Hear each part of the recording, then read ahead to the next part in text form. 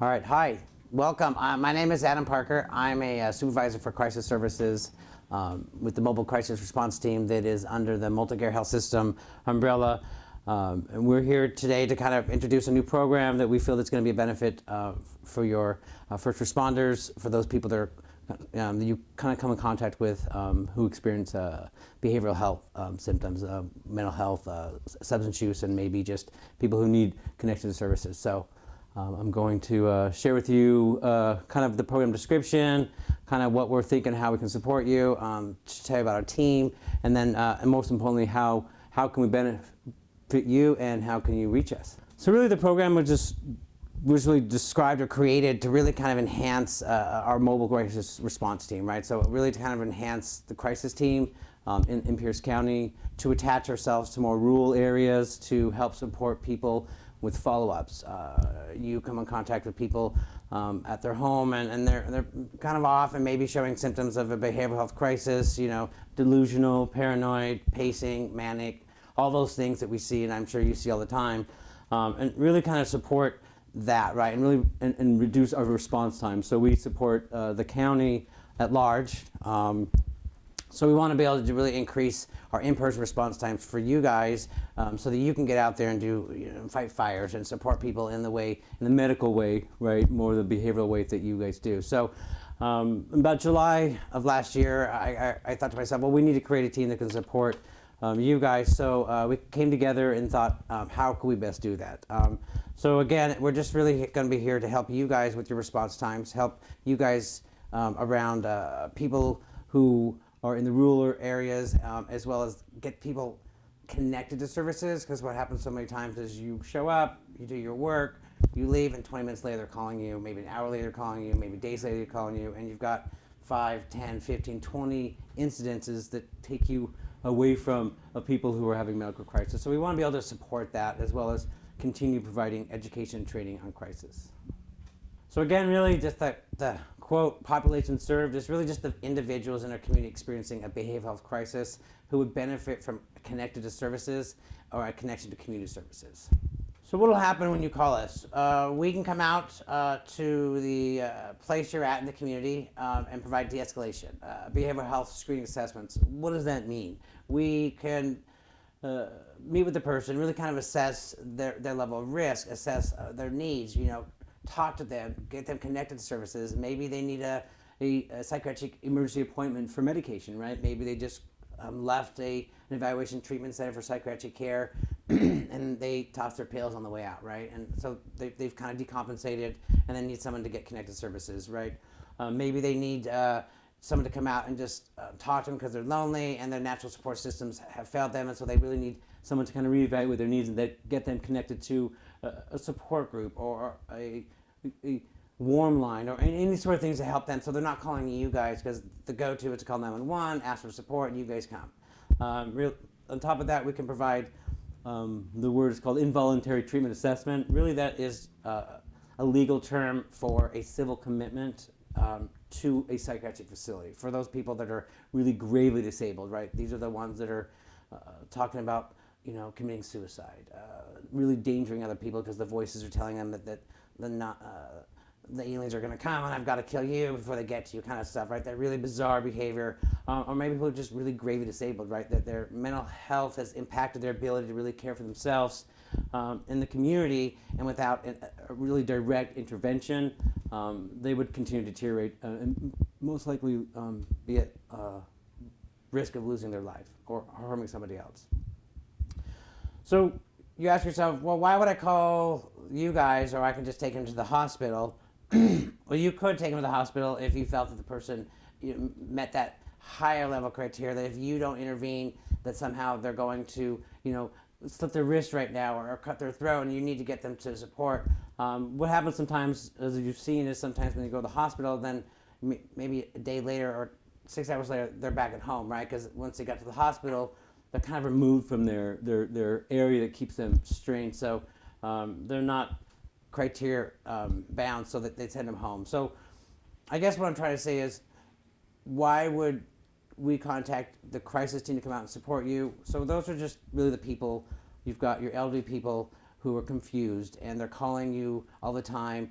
for whatever reason. You're going out there, and it's really about a partnership. So, you can call our team, and then we can come out and maybe assess the need and get them connected to in-home care, right? Those are those care coordinating positions, right? Or you have your person with chronic alcoholism who's drinking excessively. They're always wasted when you get out there. You've got to dress them, kind of do vitals, and then you leave, and then 20 minutes later they're calling you again, and they're crying, and they're despondent, and then it's just this cycle, right? And it's like, what do I do with these people? I've got fires, and I've got people to save. So that's kind of those things we can come out and support. Kind of that reduction calling you, so we can intervene so that they stop calling you, so that you can go to the medical team. You've got people that using substances, meth, who are manic, and because of their chronic substance use disorder, it puts them at risk of a grave disability, right? So in 2018, we had the ability to then also support people around that. So people who have chronic alcoholism, chronic substance use, and because of that use, they need to be in a secure detox facility. So we have the ability to do that. So I think there's lots of things we can do. Consultation. Our team is always available for consulting. I know you have Shelly, who does a lot of your case coordinating, and she works directly with our team and can pass stuff on to you. So we work with Shelly, and she can say, hey, Adam, I've got these people, and then we can follow up them on the peripheral to provide more access services so she can get out and support all those other people you're sending her, right? So this really about really connecting each other and supporting each other so you can do the work that you join the fire department to do. How do you reach us?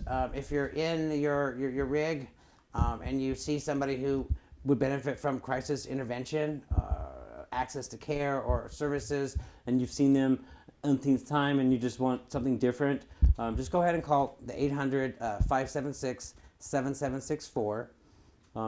Say your name. They're going to ask you brief information. They're going to say, who is this? You're Jim with, Central Pierce Fire. You're here with, Jimmy John, and he's not doing well, and I need the True Blood Crisis team to come out.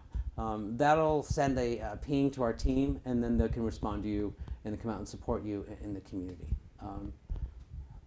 Again, just kind of reiterate our services, right? We take referrals. We link people to resource acquisition, community-based services, reach to families when appropriate. We have peer support. We have care coordinations, and the care coordinators will really connect people to systems of care. Like you guys do this amazing work in the medical, fire, super crisis thing, and we do the same thing with behavioral health, right? So we can't all know everything. So our team knows the behavioral health piece, and we know where to put them, right? Where to access that appropriate level of care, while you guys are knowing where to put people in medical crises. So we want to just be able to partner that. Again, I want to reiterate that we have a psychiatric ARMP to provide a med appointment for potential medications to carry someone to their mental health appointment. Who's our team consist of? We have 2 care coordinators. Those are bachelor's level clinicians who have access to provider 1. That's how the system, we can see what their medical coverage is, right, to know how to get them access to places, right? They're going to coordinate with the managed care organizations. Those are the MCOs. Those are the people that pay for the care, right? And they're going to coordinate with an outpatient provider, family, provide services, follow them till they're connected, right? It's not going to be, you're going to pass Jimmy John to us and we're going to give Jimmy John a card. We're going to meet with Jimmy John, hang out with Jimmy until Jimmy gets connected to services, right? Until Jimmy gets the appropriate level of care. So he's not calling you guys, right? We have a crisis intervention therapist that's a master's level clinician who can do, risk assessments in crisis intervention at more of a master's level.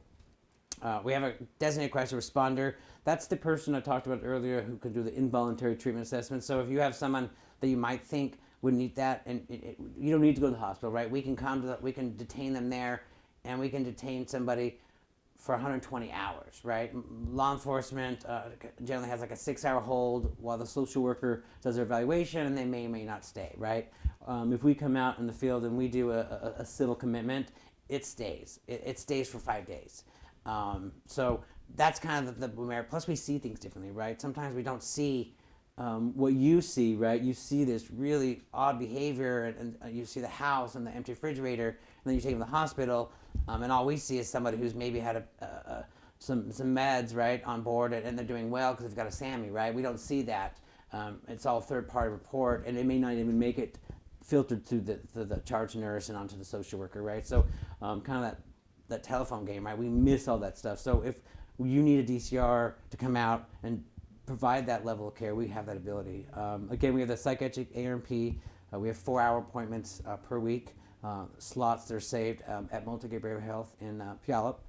So we can provide that service as well as a peer specialist. And really what a peer is somebody who's really kind of either gone through their own behavioral health situation and moved into recovery, or maybe they've taken care of somebody, or they just kind of have a story and they really kind of partner with the person, whereas the master's level clinicians kind of provide that professional engagement. The peer can really link arms with the family and friends and tell their story and show, hey, this is how I do it, and really provide that the real-time support in more of a peer role versus a professional relationship.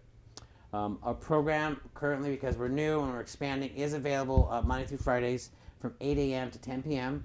All of our staff have phones, so we're able to call you back and consult, and maybe through the process of talking to that relationship will get bigger and grow. So that is all I have for you today. I hope that you think about those people that kind of come on your daily shift who would need benefit from some sort of connection to services, outreach, maybe consultation, and go ahead and give us a call at our number, the 800-576-7764. Thank you.